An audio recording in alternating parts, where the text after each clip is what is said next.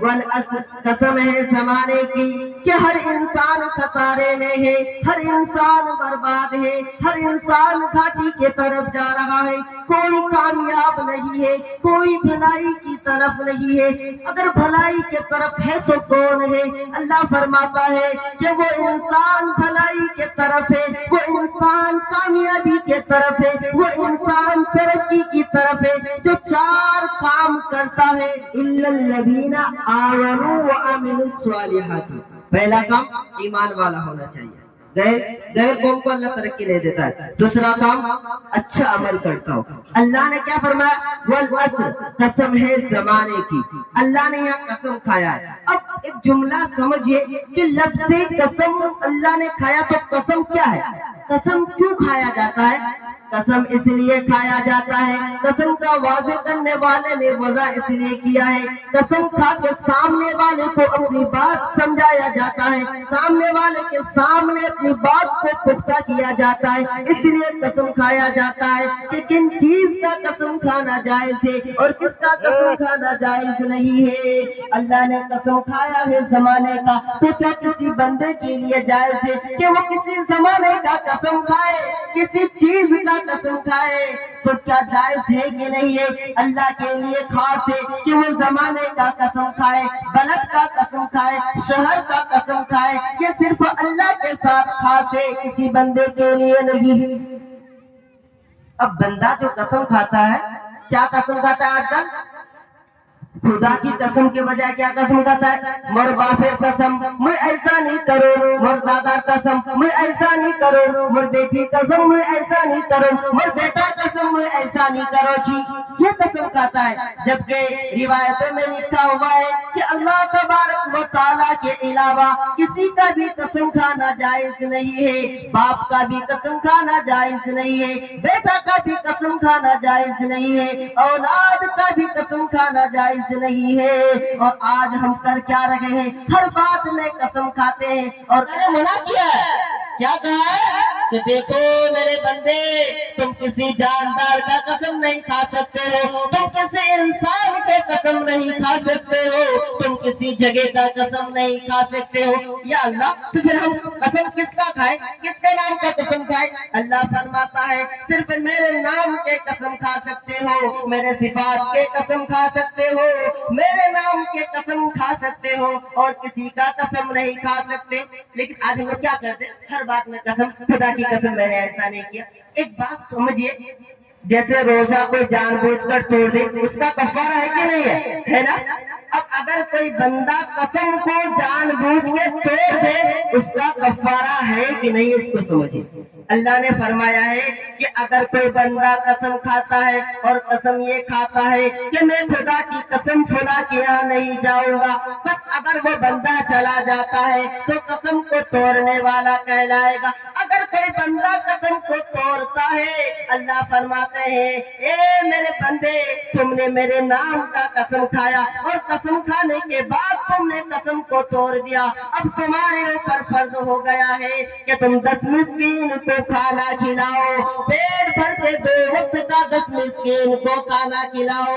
اگر تم کھانا نہیں کھلا سکتے ہو، 3 دن لگاتار روزہ رکھو۔ ہم لوگ ایسا کرتے ہیں؟ بولیے، اتنا جو قسم کھاتے ہیں کرتے ہیں، اور خاص طور سے ہماری جو خواتین حضرات ہیں وہ تو ہر بات میں کہتی ہے خدا قسم کو بنا لیا ہے۔ اس لیے میرے محترم بھائی دوستو، اگر ہم قسم کھائیں گے تو کس کا قسم کھائیں گے؟ صرف اللہ کا۔ کس کا؟ اللہ کی قسم میں ایسا نہیں کروں گا۔ اور قسم بھی اس وقت کھانا ہے جب تو سامنے والا کسی بھی حال میں میری بات کو نہ مانے تو اپنی بات کو پختہ کرانے کے لیے قسم کھانا ہے۔ کھائیں گے نا؟ ہر بات میں نہیں کھائیں گے نا؟ کہو نہیں کھائیں گے، کیا کھائیں؟ نہیں کھائیں گے انشاءاللہ۔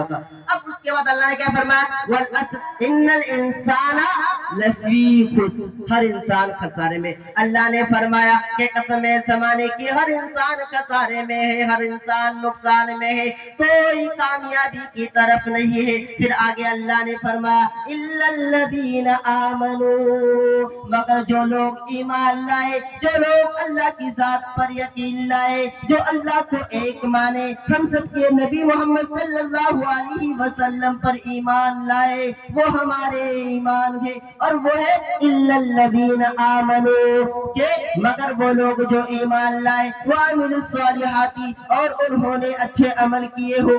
ایمان کس کو کہتا ہے؟ ایمان کہتے ہیں لا الہ الا اللہ محمد رسول اللہ، کہ اللہ تعالیٰ کے سوا کوئی معبود نہیں، اللہ تعالیٰ کے سوا کوئی ہماری حاجتوں کو پورا کرنے والا نہیں، اللہ تعالیٰ کے سوا کوئی ہماری مددگار نہیں، اللہ تعالیٰ کے سوا کوئی ہمارے پوری مشکل کشا نہیں، اور محمد صلی اللہ علیہ وسلم ہے۔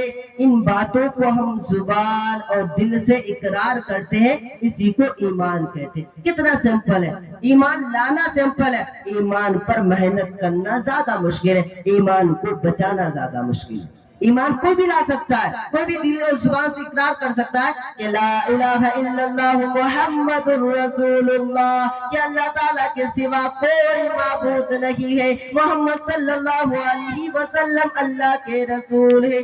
دل سے یقین کر سکتا ہے، لیکن ایمان کو بچانا، ایمان پر محنت کرنا بہت مشکل ہے۔ ہم لوگ ایمان بچانے کی کوشش کریں گے نا انشاءاللہ تعالی۔ دیکھیے وقت تو اجازت نہیں دے رہا ہے، لیکن میں اب اپنی بات کو ختم کرنے جا رہا ہوں۔ اس سے پہلے میں آپ کو ایک بات بتا دوں، یہ سورت والعصر کیوں نازل ہوئی ہے، اس کو تھوڑا سا سن لیجئے، بات میری ختم ہو جائے گی، پھر اصل منزل پر آپ لوگ پہنچ جائیں گے۔ ایک مرتبہ جب حضرت صدیق اکبر رضی اللہ تعالیٰ عنہ اسلام لے آئے، مسلمان ہو گئے، تو زمانہ جاہلیت میں جو ان کا دوست تھے نا، وہ کافر تھے۔ کون تھے؟ کافر تھے۔ صدیق اکبر ایمان لے آئے تو ایک دن ملاقات کر کے کہہ رہا ہے کہ بھائی آپ تو بہت تجارت میں نفع کماتے۔ کن کو کہہ رہا ہے؟ صدیق اکبر کو کہہ رہا ہے جو اسلام لے آئے۔ پھر کون رہا؟ کافر کہہ رہا ہے کہ بھائی آپ تو بزنس میں تجارت میں بہت فائدہ کما رہے تھے، آپ کی ایک عزت تھی، آپ کی شان و شوکت تھی، آپ کی لات و استاد کی پوجا کرتے تھے، اپنے باپ دادا کی دین کو چھوڑ دی، اپنے باپ دادا کے دین کو چھوڑ دیے اور محمد کے چکر میں آ گئے، نعوذ باللہ، ایسے ایسے بولنے لگا۔ تو حضرت صدیق اکبر رضی اللہ تعالیٰ عنہ نے کہے کہ نہیں بھائی، میں خسارے پہ نہیں ہوں، میں نقصان میں نہیں ہوں۔ تو کیسے خسارے میں نہیں ہے؟ پہلے میں اسلام لانے سے پہلے میں خسارے میں تھا، اسلام لانے سے پہلے میں نقصان میں تھا، لیکن جیسے ہی میں محمد صلی اللہ علیہ وسلم کے ہاتھ میں اپنا ہاتھ دیا ہو، میرا مرتبہ بڑھ چکا ہے، میری عزت بڑھ چکی ہے، میں ایک مسلمان بن چکا ہوں، میری تجارت میں بھی اب بہت برکت ہے۔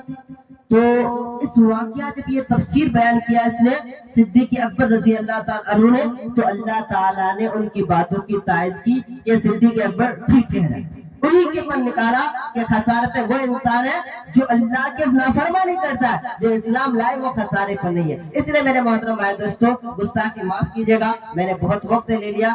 آپ لوگ اپنے آپ کو بنائیے، اپنے اندر مسلمانیت کو لائیے، دنیا آپ کو سلام کرے گی۔ اللہ تعالی ہم سب کو کہنے سننے سے عمل کرنے کی توفیق